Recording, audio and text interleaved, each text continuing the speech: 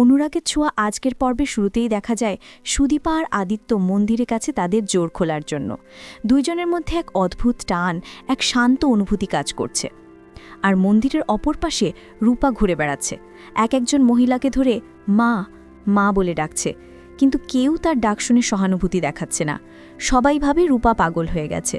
ছোট্ট মেয়েটা তখন কাঁদতে কাঁদতে তার মাকে খুঁজে ফিরছে। ওদিকে মন্দিরে সুদীপা আর আদিত্য যখন তাদের রীতিনীতির কাজ করছে, তখন বাড়ি থেকে বড়মা ফোন করেন। গায়ত্রী দেবী কড়া গলায় জিজ্ঞেস করেন, এত দেরি হচ্ছে কেন? আদিত্য শান্তভাবে বলে, সে কাজ করছে আর কিছুক্ষণের মধ্যেই হবে। ফোন রাখার পর বড়মা বলে ওঠে, এই হলো ফল ওদের একসাথে পাঠানোর। যেন তিনি চান না দুজন একসাথে বেশি সময় কাটাক। মন্দিরের কাজ শেষ হলে পুরোহিত আশীর্বাদ করেন, ভগবান তোমাদের মঙ্গল করুন। সুদীপা আর আদিত্য তখন মন্দির থেকে বেরিয়ে আসে, কিন্তু ওদিকে রূপা দূর থেকে তাদের দেখে চিনতে পারে। মা মামা করে কাঁদতে কাঁদতে পেছন পেছন দৌড়ায়, কিন্তু আদিত্য আর সুদীপা গাড়িতে উঠে চলে যায়। রূপা দৌড়ে পেছনে আসে, কিন্তু গাড়ি অনেক দূর চলে গেছে। এদিকে দৃশ্য কাটে পরমার বাড়িতে। পরমার মা বাবা তাকে বোঝাচ্ছে, একবার ভেবে দেখ মা, আমরা তোকে সাহায্য করব, চাইলে তোকে আমাদের কাছে নিয়ে আসব। কিন্তু পরমা ভেঙে পড়ে বলে, আমার কি দোষ ছিল, আমি শুধু ভালোবেসেছিলাম। তখনই হঠাৎ ঘরে ঢোকে অভ্র। সে সব কথাই শুনে ফেলে। রাগে ফেটে পড়ে বলে, সব জানতেন আপনারা, তবুও এই বিয়ে দিলেন? অভ্রর কণ্ঠে রাগ, অপমান আর আঘাত একসাথে মিশে থাকে। পরমা অভ্রকে থামাতে চায়, ওদের দোষ নয়, দোষ আমার। কিন্তু অভ্র কিছু শুনতে চায় না। সে বলে, এই বিয়েটা অন্যায় ছিল, তোমরা সবাই জানতেও মিথ্যে বলেছ। ক্রোধে অভ্র ঘোষণা করে, আমি এই বিয়ের শৃঙ্খল ভাঙব না পরমা, তুই আমার কাছ থেকে মুক্তি পাবি না। অভ্র বাড়ি থেকে বেরিয়ে যেতে চায়, আর তখনই আদিত্য আসে।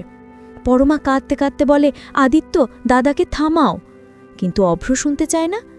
তখন আদিত্য জানায় এক চমকপ্রদ সত্য, সে নাকি শুধুমাত্র দাদা ভাইয়ের কথা ভেবেই বিয়েটা করেছে। কথাটা শুনে সবাই অবাক, পরমা, সুদীপা সবাই স্তব্ধ। সুদীপা তখন বলে ওঠে, অবশেষে সত্যিটা মুখে এলো, আপনি আমার বাবার দোহাই দিয়ে নিজের সুবিধা নিয়েছেন। কথাগুলো শুনে ঘরে নেমে আসা অস্থিরতা।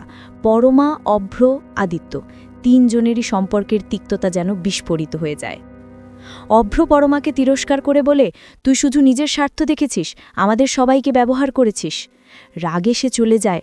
পরমা কাঁদতে কাঁদতে বলে, আমি খুব ভালো, খুব খারাপ, সত্যিই আমি খারাপ। আদিত্য এবার রেগে বলে ওঠে, এই মেয়েকে কেন কেউ আটকায় না? কিন্তু সুদীপা প্রতিবাদ করে, সব দোষ শুধু মেয়েদের কেন, পুরুষদের কি কোনো দোষ নেই? এই প্রশ্নে সবাই স্তব্ধ। পরমা আর সহ্য করতে পারে না, কান্নার লজ্জায় ভেঙে পড়ে বাড়ি থেকে বেরিয়ে যায়। মা বাবা পিছন থেকে চিৎকার করে, পরমা থামা! কিন্তু সে শোনে না। গাড়ি নিয়ে বেরিয়ে পড়ে, মানসিকভাবে ভীষণ ভেঙে পড়া অবস্থায়। এদিকে রাস্তায় ঠিক তখনই রূপা রাস্তা পার হচ্ছে, মামা মা বলে খুঁজছে সুদীপাকে। আর সেই সময় পরমার গাড়ি ঠিক তার সামনে এসে পড়ে। পরমা গাড়িটা ঘুরিয়ে বাজাতে চায়, কিন্তু তখনই সুদীপা ছুটে এসে রূপাকে সরিয়ে দেয় আর নিজের মাথাটা পাথরে লেগে যায়। রূপা তখন কেঁদে কেঁদে বলে, মা তোমার কিচ্ছু হবে না। কিন্তু হঠাৎই সে অজ্ঞান হয়ে পড়ে। পরমা ভয়ে চিৎকার করে ওঠে, কেউ আছেন, কেউ ওনাকে বাঁচান। সেই মুহূর্তে আসে আদিত্য। পরমা কাঁদতে কাঁদতে বলে, আমি এটা ইচ্ছে করে করিনি, আমি দোষী না। কিন্তু আদিত্য রাগে বলে, নিজের জেদের জন্য তুমি আজ একজনের জীবন নষ্ট করলে। তখন সুদীপা বলে, যদি পরমা দোষী হয় তাহলে অন্যরাও দোষী। এই দুর্ঘটনার পেছনে সবাই কোনো না কোনোভাবে যুক্ত। এমন সময় অভ্রও এসে যায়। সবাই মিলে রূপাকে গাড়িতে তুলে হসপিটালে নিয়ে যায়। সুদীপা রূপার মাথায় হাত বুলিয়ে বলে, কিচ্ছু হবে না তোমার, আমি আছি। রূপার অবস্থা গুরুতর, ডাক্তাররা দৌড়োদৌড়ি শুরু করে। পরমা কাঁদতে কাঁদতে বলে, আমি এটা চাইনি, বিশ্বাস করো আমি চাইনি। আদিত্য ঠান্ডা গলায় বলে, যদি উনি জ্ঞান ফিরে তোমার নাম নেন তাহলে তুমি জেলে যাবে। তখন অভ্র তাকে থামিয়ে যায়, এখন এসব বলার সময় নয়। আর এই বিশৃঙ্খলার মধ্যেই পর্ব শেষ হয়ে যায়। শেষ দৃশ্যে দেখা যায় সবাই উদ্বিগ্ন, রূপার জীবন এখন মৃত্যুর সঙ্গে লড়ছে। সুদীপার চোখে জল, পরমার মুখে অনুশোচনা, আর আদিত্যর মনে হাজার প্রশ্ন।